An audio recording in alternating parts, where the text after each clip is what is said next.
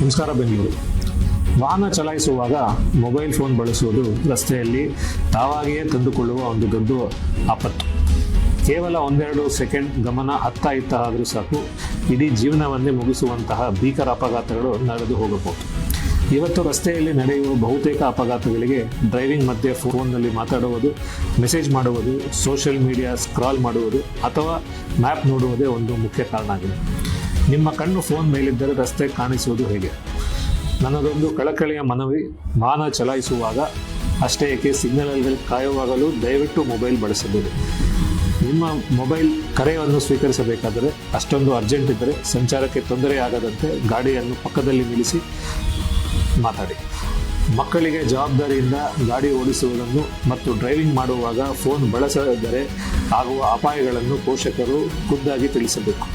ಸಂಚಾರ ನಿಯಮಗಳಿರುವುದು ಜನರಿಗೆ ತೊಂದರೆ ನೀಡುವುದಕ್ಕಲ್ಲ, ನಿಮ್ಮ ಮತ್ತು ನಿಮ್ಮವರ ಜೀವನ ಉಳಿಸೋಕ್ಕೆ. ಗಾಡಿ ಓಡಿಸುವಾಗ ಮೊಬೈಲ್ ಬಳಸುವವರ ವಿರುದ್ಧ ಬೆಂಗಳೂರು ಸಂಚಾರ ಪೊಲೀಸ್ ನಗರಾದ್ಯಂತ ಕಟ್ಟುನಿಟ್ಟಿನ ಕ್ರಮ ಮತ್ತು ಜಾಗೃತಿ ಮೂಡಿಸುವ ಕೆಲಸವನ್ನು ಮುಂದುವರಿಸಲಿದೆ.